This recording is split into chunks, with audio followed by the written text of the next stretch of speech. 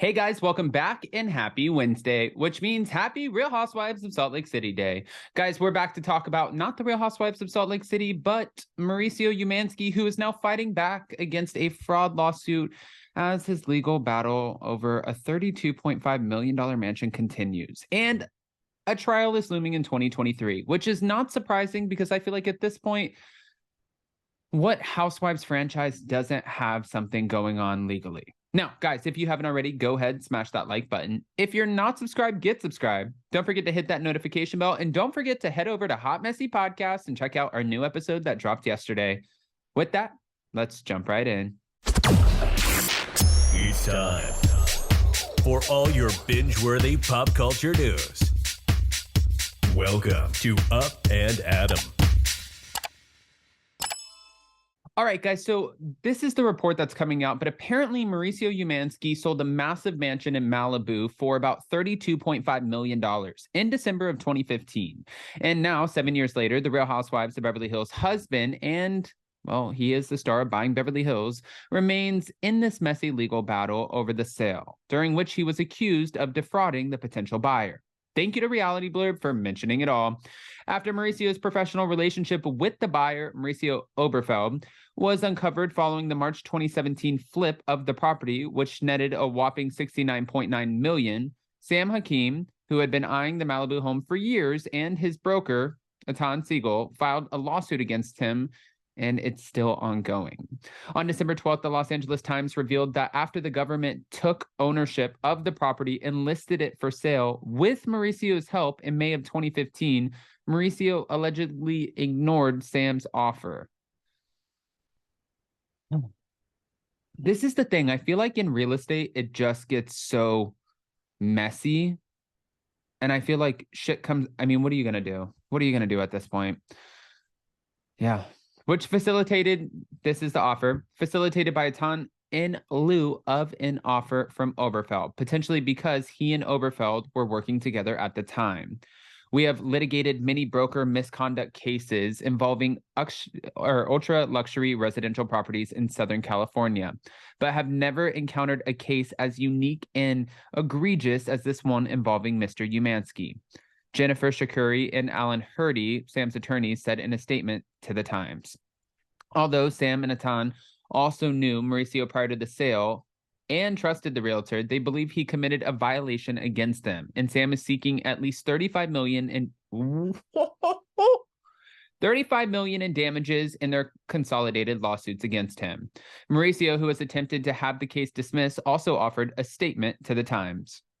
With the rapid growth of the agency and the recent launch of our Netflix series, we have a lot to be proud and thankful for.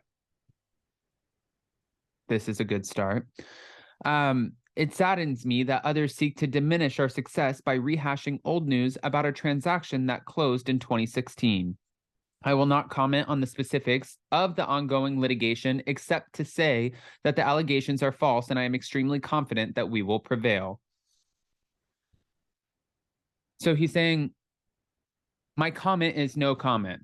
As Real Housewives of Beverly Hills fans may recall, the home was seized from a wealthy African government official, and this person is currently serving as the vice president. Okay. After he and his family were targeted by an international money laundering investigation. He had purchased the Malibu mansion from a woman named Karen RHOBH, whose family production company was behind Wheel of Fortune in 2006. Now, after this man reached a settlement with the government in 2014, not admitting wrongdoing, he agreed to sell his assets, including his mansion, for no less than $32 million, which was its fair market value at the time. And in the listing agreement the government made with Mauricio, his firm was given a 6% commission, as well as the ability to represent the buyer, which meant a double commission on the sale. This is like the never-ending... Like, you can't, okay.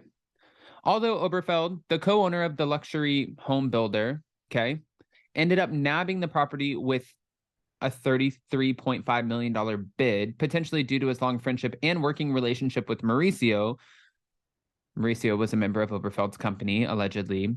Their flip raised questions amongst the realtors. Then, after the guy who got in trouble for money laundering learned that Mauricio had possibly made the deal with the Oberfeld per guy, only for their own potential profit, thus cutting the home sale price down. He demanded Mauricio attend mediation and requested $8 million in damages. You might make the money, but this money is getting spent really fucking quick. Although Mauricio and the agency attempted to settle the battle by turning a claim into their insurer, Western World, the company refused to pay and accused Mauricio and his firm of hiding potential negligence and breach of fiduciary and statutory duties. I mean, where is Emily D. Baker when you need her, right? Okay. After reaching an undisclosed settlement with the insurance company, Mauricio faced a lawsuit from the guy who was accused of money laundering and ultimately agreed on a settlement close to the believed amount of the highest offer on the home. As for Sam and Etan, they claimed that their own lawsuits against Mauricio, that Etan had told Mauricio that Sam would pay significantly more than asking, between $40 to $45 million. They also said that they didn't submit the offer in writing because Mauricio told them that the owner wasn't profiting from the sale. 5 offers for the property were ultimately received, with Oberfield securing the price of $33.5 million in December of 2015 before having a $1 million cut from the price as part of a repair discount. After learning that he'd been beaten out for the home, Sam sent Oberfeld a letter informing him that he'd pay him $8 million to buy out his bid, but after the developer demanded a $15 million payout, Sam declined. This just does not stop. It wasn't until years later, in August of 2018, after Sam learned that Mauricio and the agency had been sued by their insurer, that he was tipped off to potential fraud and began to think that Mauricio likely never communicated his verbal offer to the guy who was money laundering.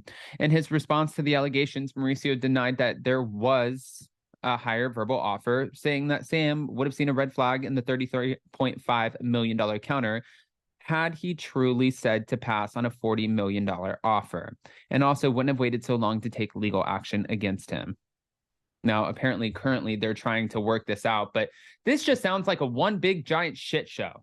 So I'm curious what you guys think about this. This is another lawsuit, but this is a huge lawsuit. When you're talking about $8 million, $15 million, like, I'm sure, yes, can he pay it? Yeah, absolutely. But when you're getting in trouble and people are fighting against you for fraud, sometimes it's not just a lawsuit, but you could also potentially go to jail for that.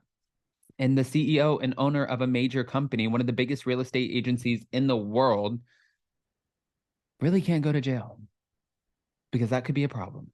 So guys, I don't want to just give you this information and not ask your opinions. Go ahead and comment below. Let us know what you think. But before you go, don't forget that a new episode of Hot Messy Podcast dropped yesterday, so go check that out anywhere you get your podcast. And if you want to get the video version, well, you can just go over to Hot Messy Podcast on YouTube. Give it a listen, give it a like, give it a subscribe, all of the YouTube things, and we will see you so very soon. Bye, guys. Love you.